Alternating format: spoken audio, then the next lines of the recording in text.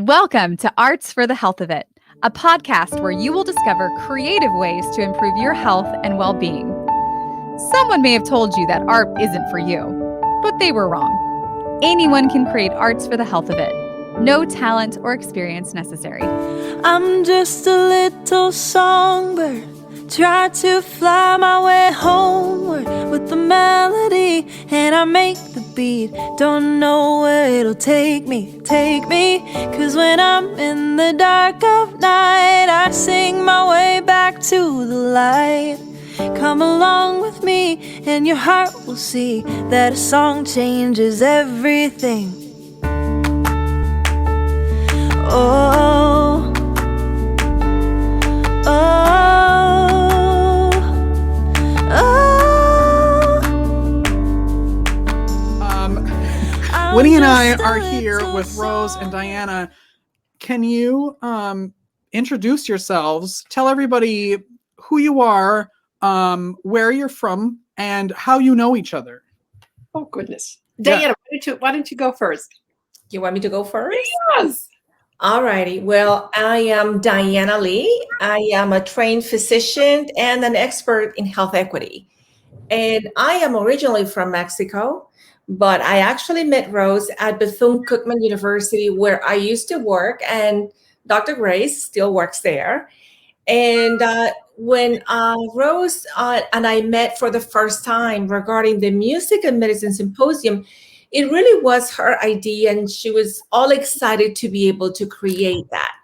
And so for me, it was a whole new entity. It was just fantastic. As somebody that has an autoimmune disorder, and I have to not only take medication, but I also use holistic approaches to, for wellness myself. It just sounded like the perfect thing to do, not only for the community, but also for the students at Bethune-Cookman. Absolutely. I don't think they were ever exposed to that before. And for us, it was a little nerve-wracking because the students had never had that before. We weren't sure how they were going to react. And I'm going to let Dr. Grace kind of finish with the rest. Well, thanks. Well, yeah, it's funny. I don't even know if you remember this, Diana, but I actually peripherally kind of knew of Diana from really quite a few years ago at Bethune-Cookman, because I was put from the faculty association at that time as a representative to sit on this committee of the university to represent all kinds of community task force and wellness programs, and Diana was heading the tobacco-free, I remember, program at that time. So I just kind of filed that away, in the back of my mind. So when I had this idea of bringing the Music and Medicine Symposium, I thought, especially with Diana being the director at that time of our wellness center, I thought, my God, this is like perfect marriage, right? Because I don't have the MD expertise, but I had sort of the Tai Chi background and obviously my pedagogical and music background. And at that time, that was the thing. I was using, in fact, the holistic approach, and especially the Tai Chi and Eastern approach with research towards pedagogical models. And it was, again, like, yeah, Diana, go ahead, please. I was going to say, plus your personal story. Yeah, well, I was going to say, it literally all came out when, in 2013, I came down with this horrendous lung infection. Nobody knew what it was. I was misdiagnosed and at first put on tremendous doses of prednisone therapy, and the steroid therapy just totally destroyed me. And when I was finally re-diagnosed correctly by Mayo Clinic here in Jacksonville, Florida, at that point, I was on such mega doses of prednisone. It took me 9 months to get off of it. I have to say, for the first time in my life, I think I truly got firsthand kind of taste and knowledge of what drug addicts feel like from withdrawal, honest to God. Because I was experiencing all of that. But in the meantime, I had to, I was stubborn, I guess, in some ways, but I refused to take a semester off from teaching, and especially from all my amazing concert engagements that I had at that time scheduled, because all the doctors told me you'd take a sabbatical. I said, no way. And I had just started taking Tai Chi lessons with my acupuncturist. And I thought, well, geez, I have nothing to lose, because I really was just non-functional. from the steroids. And it was acupuncture and Qigong exercises that, I'm not kidding, Richard, that made me, basically enabled me to be at least lucid and functional for a couple of days. And I continued to play and teach. But it also, I needed to almost like relearn certain things, because I literally had certain neurological disconnects as well as, physical. I mean, I used to get phenomenal sudden cramps in my hands. You can imagine, I mean, literally looked like the Tin Man that would freeze kind of. And, so how can you play, especially, right? So that's sort of what started me. And when it was so effective, I got fascinated with, with the whole idea of why is Eastern medicine kind of working, and in combination with the music. And at that time, that arts and medicine was just starting to kind of creep out into the into the real world. Honestly, that was the first time I ever actually started even hearing of some of the conferences and workshops about it. So when I really, I also, what year was that? That was 2013. Yeah, so not even really that long ago. That's what's fascinating to me. Right, but like now it's exploding, right? I mean, literally, with every month you see more and more creepy, programs, and now it's like the standard wellness of MTNA and PAMA. But I mean, back then, no, like nobody. It was the best kept secret in the world. But I also happened to read Daniel Levitin's book, "This Is Your Brain on Music." Which just and it kind of revolutionized and put everything in perspective for me. Like, oh, this is why music and Tai Chi is working so well for me. And that's when, as I said, I started capitalizing on all this research, Western research, in terms of with the Eastern approach and what I experienced myself of designing my own kind of pedagogical model for my students here, and started taking it to conferences because it worked so well. As the just literally this multi-sensory engagement of the brain. I still always wanted to somehow marry, as I said, the Western and Eastern approach and music into something more. And so in like 2018, I met this wonderful couple who kicked off. Remember, Diana, that's what I came to. Kicked off as her first symposium, David Kaplan and Stephanie Meyer-Satin from DC area. And they presented basically on Tai Chi as a routine to optimize kind of mind and body with athletes and musicians. And, when I heard their workshop, I was like, oh my God, this is like the people I've always been searching for to, put this together kind of for us. And that was the kickoff. And what we did with Diana is I started thinking, why only performing artists? Because that was the big thing, right? It was music and medicine, but performing artists, not like everybody. Right. So what we did in our first symposium with and using Stephanie and David sort of as our presenters was to redefine a little bit performance, beyond performing artists, like just performance functionality, right? So whether it was just an elder person suffering from Alzheimer's or Parkinson's or stroke victims, whatever neurological disorders, or just even from stress. And our students, we really did bring this with our students in mind. As Diana said, they've never been exposed to any kind of Eastern, especially approaches. This was so revolutionary for them. And it was actually exciting, I think, to see how, they were like sponges, right, Diana? I mean, they were just absorbing it. Literally, because we were a little skeptical, like how would they receive this, right?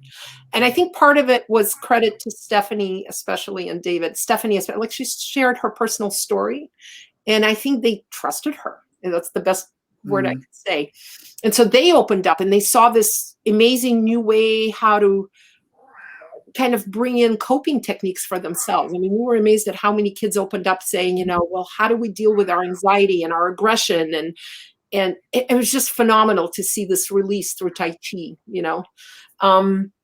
But yeah, so that was the kickoff. But as I said, we said, well, we need to bring it to the students, to the community members, and really redefine what we mean by performance and what we mean by optimizing functionality and performance. So the next one, we really, again, we always wanted to include the Eastern approach in there. So we had actually the acupuncturist there. And actually really talking about the relationship between especially the ancient, Tai Chi and acupuncture philosophy with indeed the connection to music, right? With the frequencies, the meridians and the healing tones. So that was actually fascinating for us.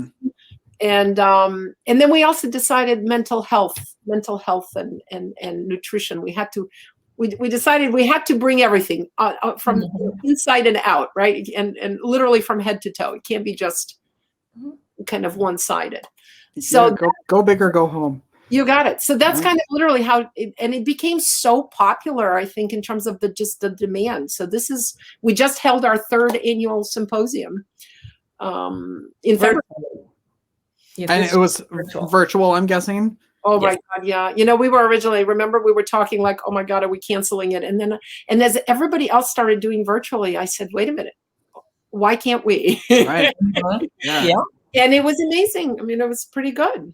I want to talk about the integration process of like what steps you had to take to get that on board and kind of get people on board to have it brought in. But Diana, you brought up a phrase that I wanted you to kind of explain more for people that might not know what health equity is. Oh, very good. Well, health equity really is all the things that it really is the balance that a person needs to have, all the things that enter that balance so that they can have the good health and they can reach the potential that they're supposed to have. So health equity is not the same as equality, right? So equity needs to be fair for that person in particular. So somebody, for example, yourself as a young man, our health equity would be different because my needs as somebody that is older than you will be greater, for example, or somebody that may be, for example, a young Black man, his needs will be different, and so all of that, comes together to be able to create the factors that ensure for a person to really reach their own potential. And health equity has 3 components. It has social determinants of health. Those are some of the things that determine our health without us knowing, like where we live, where we're born. Health disparities, and that compares usually one group with another. For example, comparing Black women with breast cancer compared to white women with breast cancer. Right. So we know that Black women have a higher mortality rate than white women. And then the last factor is social justice. So when we talk about music and medicine, we know that a lot of people enjoy that and benefit their health with music, but they're probably the greater population in the United States doesn't even know about it. Right. And that's why I said, it was a little scary to put it all together. And we were hoping that the students would, of course, embrace it, but it was, and it was, a little hard to imagine. And I mean, they're young and this is not their thing. And I mean, I think I can speak for Rose when I say that both of us were just so overwhelmed with happiness to see them accept it and embrace it and love it and ask more and actually feel even better after all the sessions. Yeah, well, we really were blown away. And, for me, especially, Richard, the indicator was when, as I said, like 3.5 years ago, when we were still in our normal settings of face-to-face, obviously, right? And we can talk a little bit about COVID because that's really how the training program really came about, or this was the catalyst for bringing it so quickly. But back then, what was for me was just like milk and honey kind of, is when we held it on a weekend and we came back, during the week. And in my music history class, the kids who were attending the symposium, the first thing they asked is, Dr. Grace, can we do some Tai Chi warm-ups? And it wasn't just like, one day. I mean, we literally did that for the rest of the semester. And many of them actually I found out later, kept incorporating, because some of them weren't, and we're going to talk about that. What was lovely is, I mean, obviously we can get fancy with all the forms and everything, but that wasn't the point. It's just a very easy, breathing kind of coordination, if you will, right? The deep diaphragmatic breathing, connecting it with just some movements that everybody can honestly do. And that was, I think, also the appeal. especially I think to our students. Am I right, Diana? That it was so accessible what Stephanie and David shared at that time. So I'm just saying, so the fact that the students asked me, can we do this like as a routine? And it was great to hear that they felt it helped them just kind of focus and find their composure. And it was great. It was great. And that's like a positive social determinant of health. So something that they will be able to use in the future. And as blossoming young professionals that they are, we certainly hope that they will talk about it and they will teach it to others, whether it's their family, their friends, wherever they go.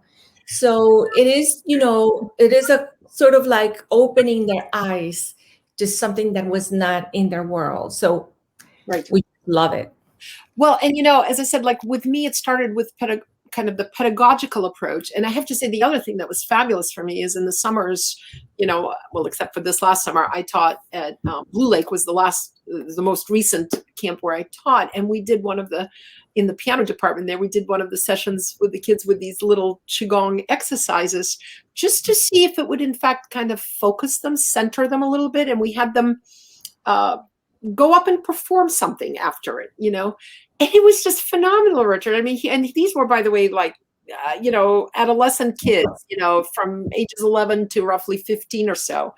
I was just stunned that after we did that little routine and we had them come up and, play a little something, they all said like, oh yeah, they like calmed down in their nerves. And more importantly, like really were focused, could breathe better. And it's just wonderful to hear somebody else say that, as opposed to that's exactly what I experienced, when I was going through that kind of, agony of 9 months. That's exactly what I felt, is just the whole system kind of literally opening up and in some sense reaching that balance, if you will. So who's invited to the symposium? I know you had it already earlier this year, and I'm assuming there's going to be one in 2022. Who knows what form that will take, if it'll be in person or virtual. We're going to do hybrid. We're starting to think about it. We'll see if we realize it, but I think it would be nice.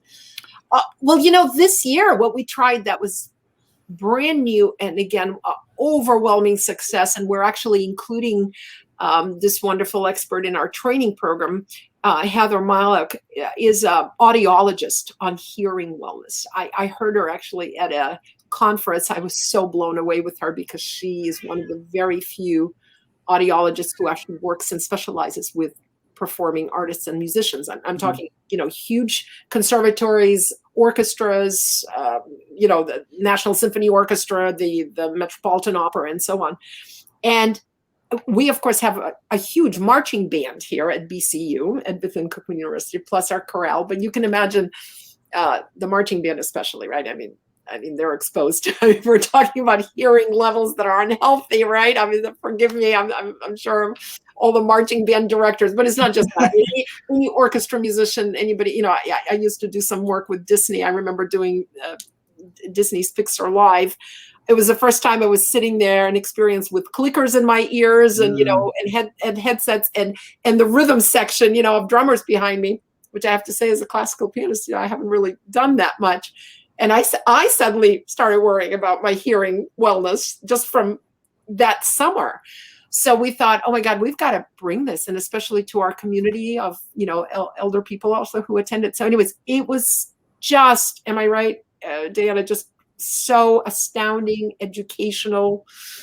I mean, it was so revealing. And we thought, since we're bringing this training program that we'll talk about to healthcare professionals and music educators, they're all exposed to noise levels, I think, that we don't even think of that are unhealthy. So my point is the hearing wellness was a smashing success. It was phenomenal. She was fantastic. Yeah. It was one of the best sessions. Agreed. Yes. We definitely have a mental health component now, because I think that is so crucial to us too.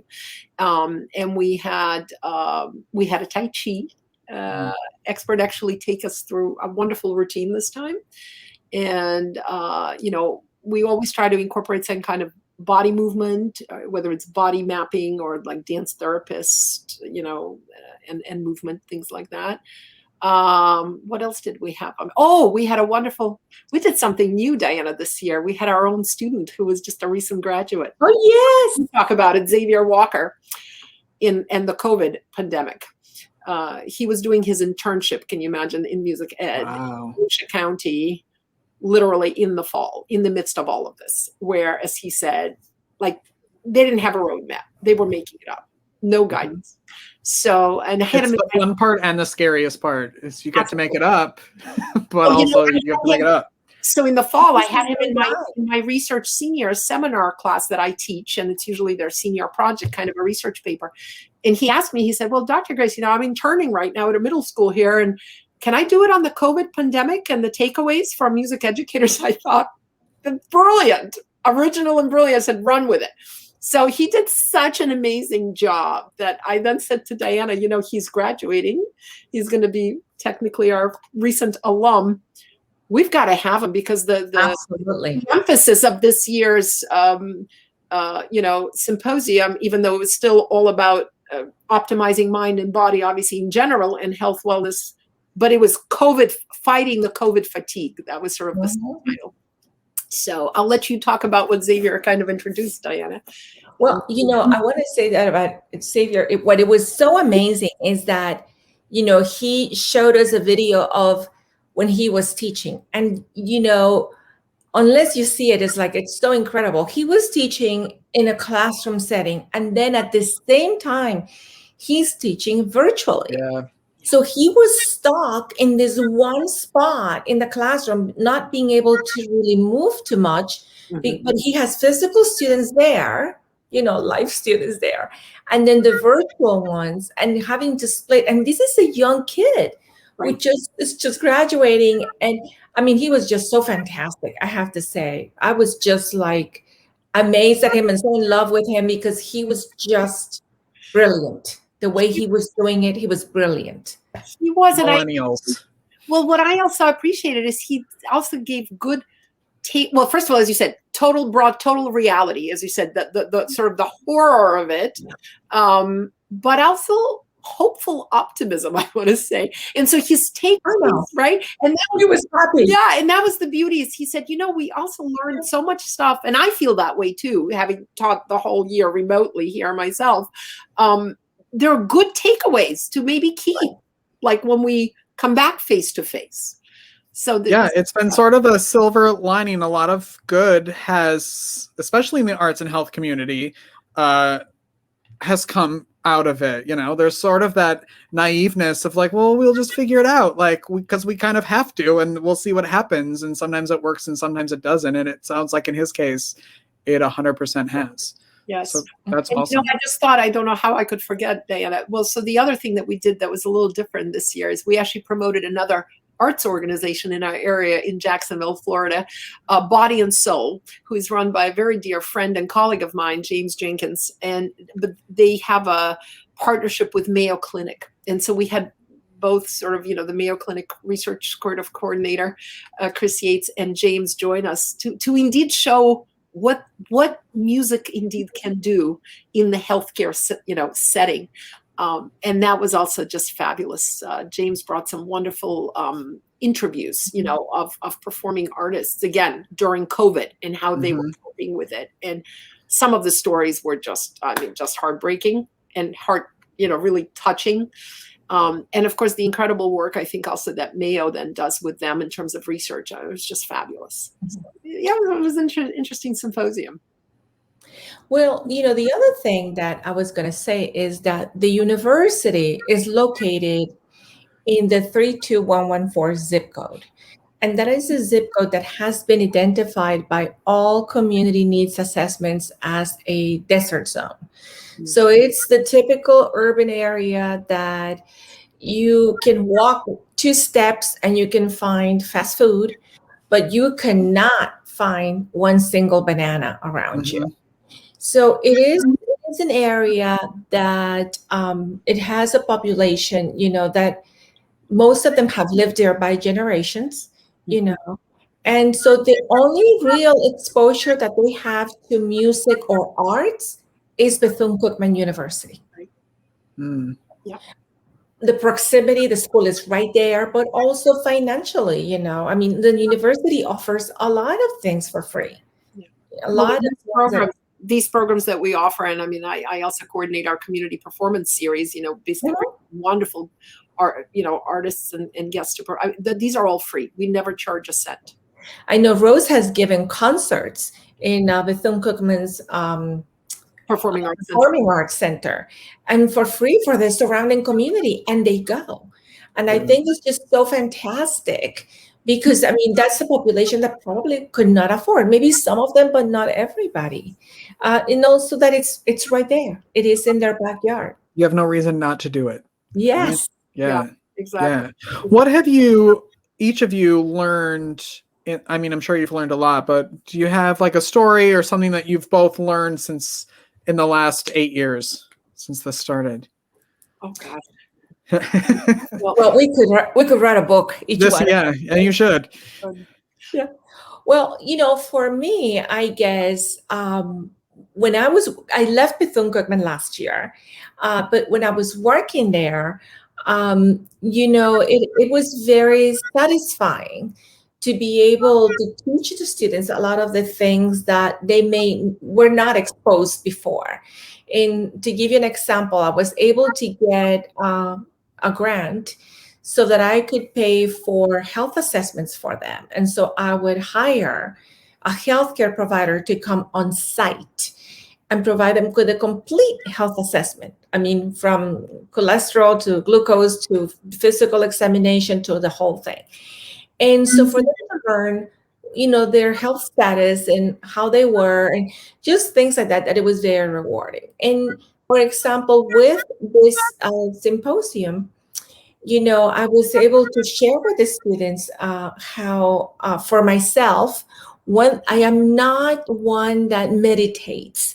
I find myself a little restless. I feel like I need to keep on moving. So I'm the kind of person that, for me, meditation is, I have to move. And so I found the perfect meditation for me, which is tapping, and I do tapping, almost every day. If I have some kind of anxiety for whatever reasons, like one time I lost my flight, I couldn't take the flight, I had to spend the night in the city. Then, I do tapping to sort of like bring myself back to a good place. Can you show us and explain to us what that is? Absolutely. And that's the one part that I was saying to you that I wanted to do. And so for tapping is really a technique that was invented back in the 90s. And although some people don't believe in it, I absolutely love it. I feel that is the kind of thing that you can do anywhere at any time, and it's free. So the first thing that you have to know to do tapping is it is based on the 9 meridian points that are always identified, for example, in acupuncture or acupressure, right? So what you do is you start with your hand, and then I'll use this one. So you put your hand like in a karate chop, and you tap very gently. And you can, bring up your anxiety, what is happening on that day. And at the same time, you are going to reassure yourself of who you are and how you feel about yourself. So, for example, I can say, even though I feel very anxious, I feel nervous, I'm about to start a new adventure, I'm going to do a presentation, or my mom is having a fit today and she's making me all upset. Although I am feeling anxious, I know that I trust myself and I love myself fully and completely. And then from there, you move to on top of the eye, and you repeat the same thing. Even though I don't feel well, I feel anxious, I feel terrible, I lost my flight and it was my neglect. And so now I have to take another one. But I know that I trust myself and I love myself fully and completely. So then you move to the next point and continue to reassure yourself, even though I feel so anxious, I feel upset, I know I'm a good person. I love myself and I trust myself fully and completely. Then it's under the I, and it's the same thing. You reassure yourself, even though I'm upset, I know I try my best. I do the best that I can, and I love myself and I trust myself fully and completely. Then above the lip, and you continue to say, even though I may have had a terrible day today, I trust myself, I trust my judgment, and I love myself fully and completely. Then under the lip, and again, I something happened today and it made me upset. And even though that happened, I love myself and I do trust myself fully and completely. And then on your kind of like in your clavicle, and yes, I'm having a hard day. And even though that is happening, I trust myself and I love myself fully and completely. And then on this side of your chest, kind of underneath your arm. And even though I had a hard day, I trust myself. I have a good judgment and I love myself fully and completely. And the last one is on top of your head, just gentle tapping. And this was a hard day, but I am a good person. I know I will be fine. And I trust myself. I trust my judgment. And I love myself fully and completely. And that's it. And then you repeat that as many times as you need it. It takes about 2 minutes. You can go in the bathroom and do it. And you feel a lot better. It sort of brings you back to a state of relaxation. Yeah, totally. Did you love it? Yeah, it was like your own little massage, like your little personal like massage. It was nice. Yeah, and you know what? It's for me is the type of meditation that I need. I need to be moving. So I love it. I just find it very, very relaxing. I love that. Thank you. You have an event coming up in August that I want to make sure everybody knows about, and I know y'all are very excited about it, and you should be. So tell everybody what's happening starting August 27th. Yes, well, that's our target date for launching this new holistic training program that, and I have to say, we're so grateful with Diana. And we have actually another colleague of mine, Dr. Daniel Haller, who is joining us from within Cookman. His expertise is clinical psychology and especially trauma, in particular trauma and mental health. So he is actually on our team, the three of us. And as I said, we're so grateful to the Pap Steinmetz Foundation. I mean, for having, I guess, confidence in us, Yes. for awarding this, funding, because honestly, without the funds, we just would not be able to bring this. But it really is an extension of our philosophy, if you will, of our annual symposium. But what precipitated it, as I started to mention earlier, Richard, was really the COVID, I think, pandemic. I mean, we thought with Diana, why wouldn't it be wonderful if we could start offering some workshops during the year, not just this one annual event, but do something, and especially for the students, for the community. And again, we had it in the back of our minds. And then when COVID hit, and honestly, I think especially when we saw the devastation and also heard about the devastation from obviously all the networks about the healthcare workers, all the first responders, but especially the healthcare and the educators, and especially music educators, I want to say even more so, and performing artists, only because, as you know, like all our performances, and including myself, I mean, everything got canceled, right? That's the one thing you cannot do, unfortunately, still, is actually have live. I mean, without the help of obviously splicing engineers and producers, I'm grateful to them all. But the point is actual collaborative, ensemble performances, unless you're doing a solo recital, it just doesn't work. And it hit us so much in the face, both with our students, with ourselves, as I said. And then, of course, the amazing trauma of death, devastation, and illness, I think that the healthcare workers were also facing. And this need of right, of just coping mechanisms, if you will. And that's when Diana and I seriously started saying, oh my God, like if there is ever a more relevant, right, and more importantly, more essential time to try to launch these type of workshops, basically, but as a comprehensive, program, not just piecemeal, because, we know there are a lot of little webinars now being offered, in fact, by all the arts organizations that we mentioned. And yeah, you can go and search an article and a wonderful little video, but it's all kind of, you have to do it yourself. It's all haphazard. We wanted a comprehensive, coordinated and very targeted, program, and as well as I said, all of a holistic approach, but it's validated by the Western, scientific and medical research. I mean, I think that's really where the power of our training program lies.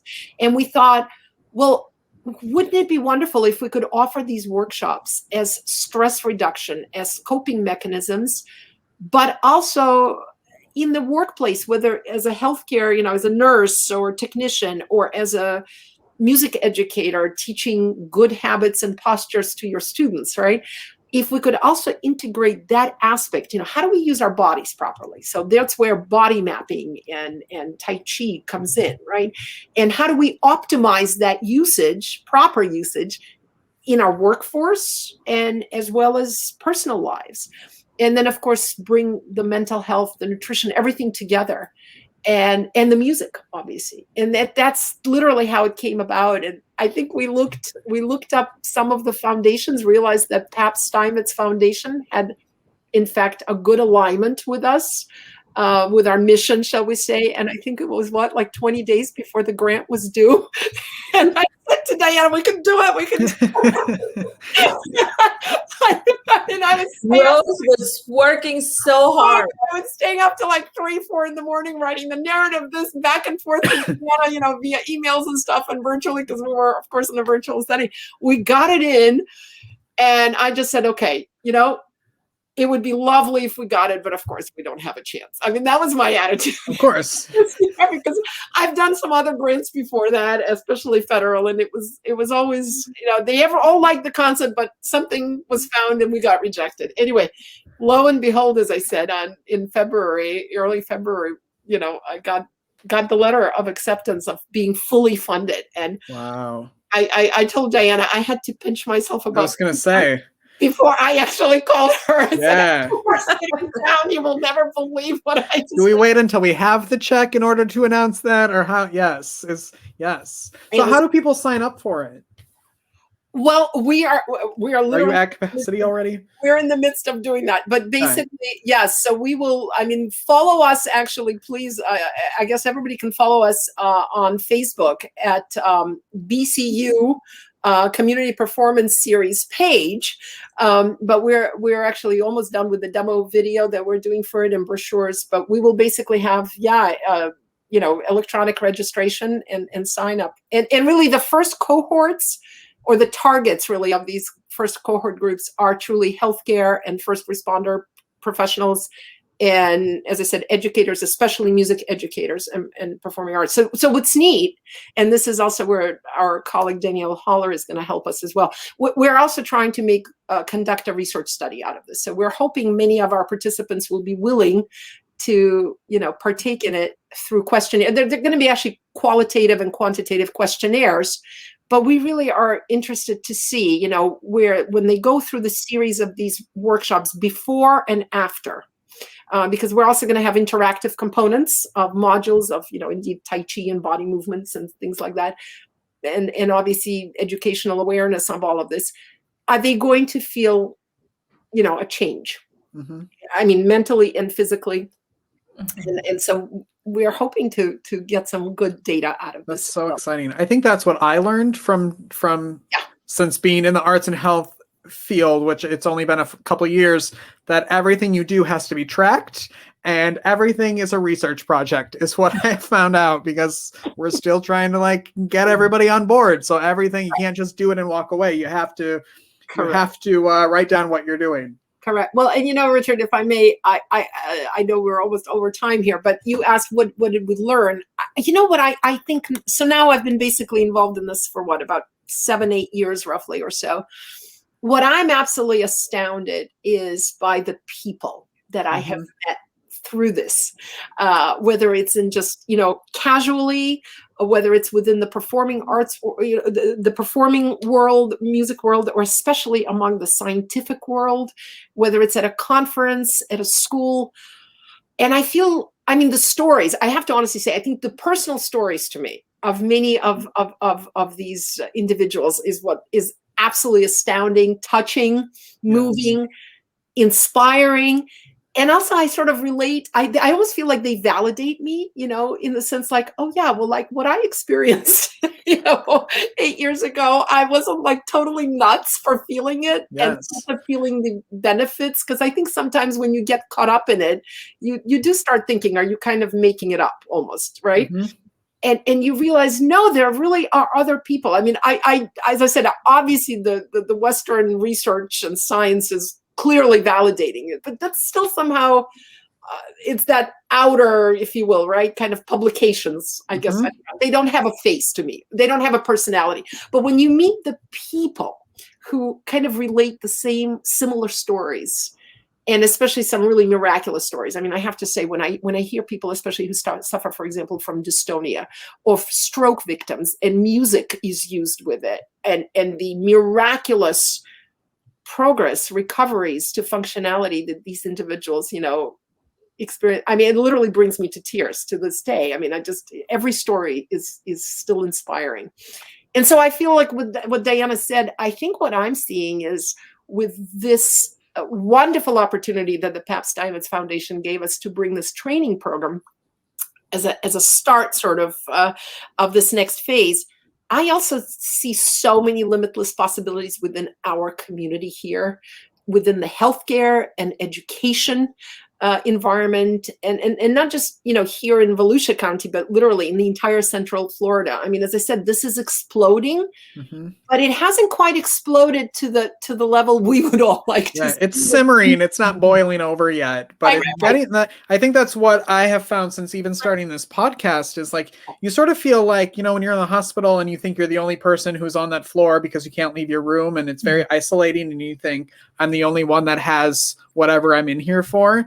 I feel like oftentimes in our field, that's how we feel too. Like we're the only ones that are doing anything. And then we started this podcast, and it is all the stories that we're hearing, like yours, that you're really like, oh, there is a community out there. We're just not talking to each other all the time. And it's so fun that I get to do this and talk to everybody and really you can see everybody that comes on this podcast, you see them light up the entire time, and just like, because it's so exciting, and you just want to shake everybody and be like, no, there's a reason why we're doing this, and everybody should.